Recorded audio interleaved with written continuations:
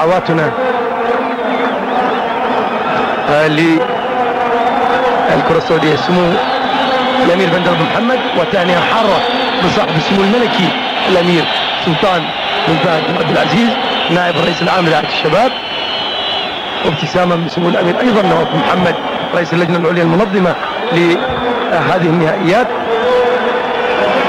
إهداء هلالي، شوف شكل الهلال مكتمل اليوم تماما، بدر مكتمل 15.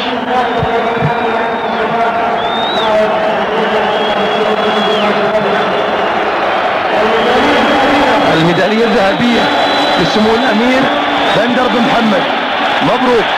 يوسف ليان يتقدم لاستلام الكأس، وتهنئة حارة من سموه الكريم، مبروك مبروك مبروك، والحمد لله على توفيقه.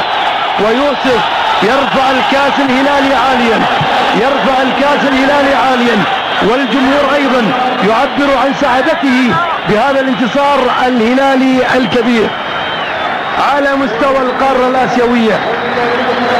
وللرياضة السعودية تاريخ حافل في كرة القدم الآسيوية.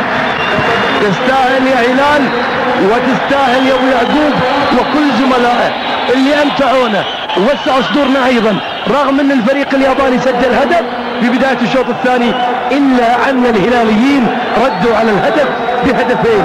صلاح بصير ما قصر اليوم، بذل مجهود ايضا هو الاخر، ويكفي انه عوض غلطته سريعا بهدف خطفه من حارس المرمى. خميس العويران كلهم بذلوا الهجوم، كلهم قدموا، كلهم يكونوا في الملعب. يعني اكثر ان سالتم مشاهدينا الكرام، اكثر ما يضايق المتابع ان يجد لاعب ماخذ راحته ويتمشى. لا، احنا جايين في رياضه ومباريات تعتمد على القوه، على السرعه، على الاداء الرجولي. صالح السلومي اداء رجولي، اداء رجولي تام في حراسه المرمى، في ركلات الترجيح، وفي لقاء اليوم ايضا.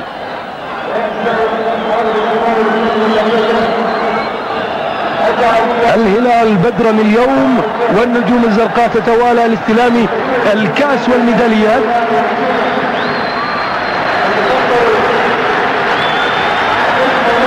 عندما يفوز الوطن تصبح كل العبارات السليمة مرغوبة. سامي الجابر نجم المباراة، نجم المباراة سامي، تستاهل تستاهل يا سامي يا جابر. سجل هدف، استغل كرة قوية، وأيضا لاعب الهلال يرغب في صورة إبكارية دائما مع صاحب السمو الملكي الأمير سلطان بن فهد نائب الرئيس العام لرعاية الشباب.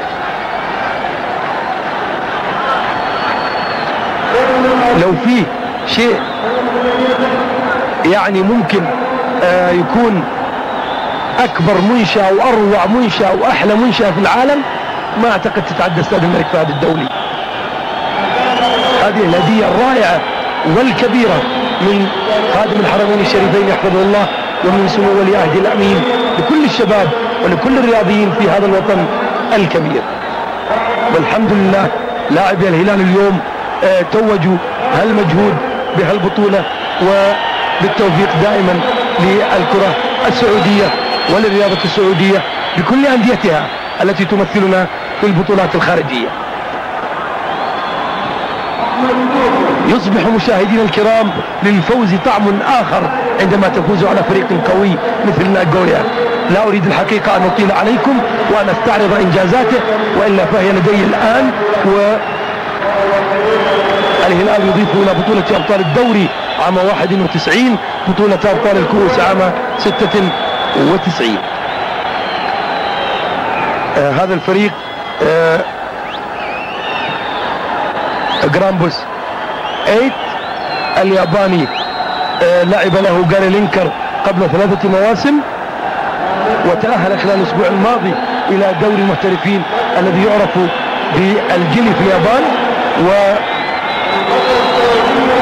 وحديثنا عن الفائز، نترك الحديث عن اليابانيين، وإلا فالحديث طويل وكل المعلومات متوفرة عن هذا الفريق.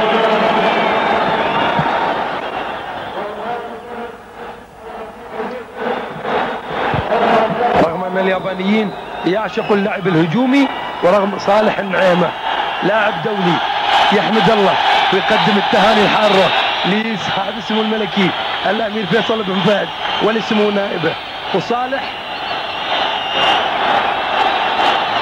حامل كاس آسيا عام 84 ويحمل اليوم الكاس ويقدم كل عبارات الثناء والشكر كعادته. صالح النعيمة يرفع الكؤوس، رفعها وهو لاعبا مع منتخبنا الوطني ويرفعها اليوم وهو إداريا مع الأزرق والأبيض مع فريقه الذي يمثل الوطن. وأعيد وأكرر دائما أنه اليوم يمثل الوطن الهلال.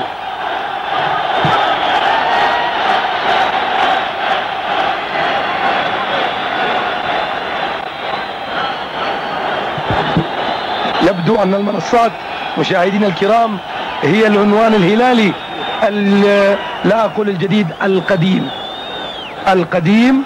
وإن رجعنا إلى التاريخ الهلالي الكبير فهو مليء بكل الإنجازات وبكل البطولات التي يحلم بها أي ناد عريق في أي مكان. عبد الله الشريدة لعب للهلال وارتفع مستواه في هذه الفترة الحقيقة، وأصبح يشكل مدافعا رائعا جدا في فريقه الهلال.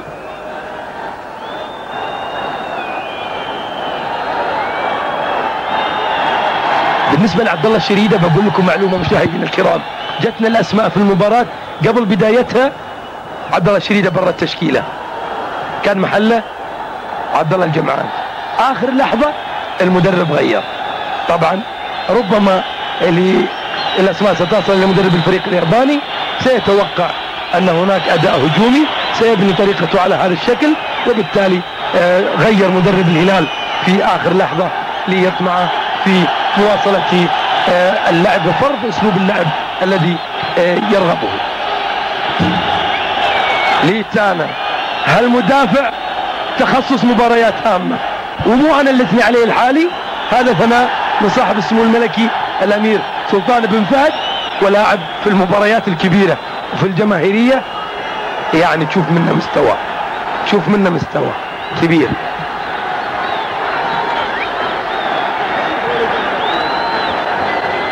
سياسية المحترف في صفوف الهلال.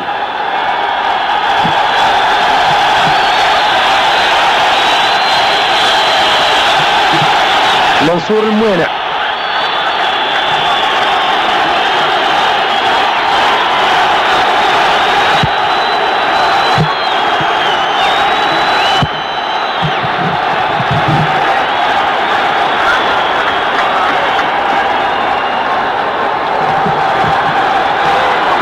لا يزال لاعب الهلال يستلم ميدالياتهم.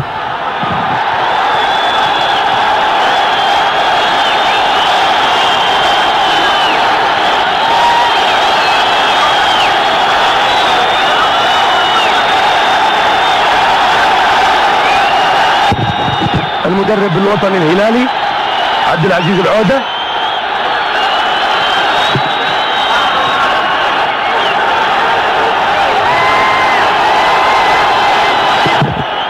يستلم لاعبو الهلال ميدالياتهم.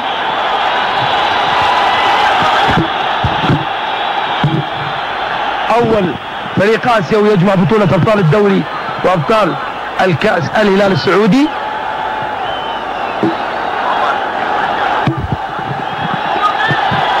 ناصر أبو عواد وناصر الأحمد إداري فريق الهلال يتقدم أيضا لاستلام ميدالياتهم.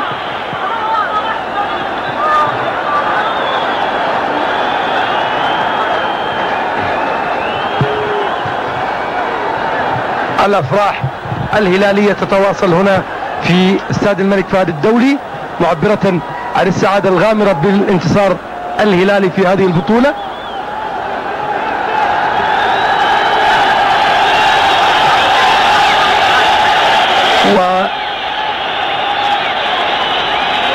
ويوسف الحيائي يستلم كآخر لاعب ميداليته. مشاهدينا الكرام مرة أخرى ومع هذه التهنئة من صاحب السمو الملكي الأمير سلطان بن فهد لسمو الأمير نواف بن محمد، نقول مرة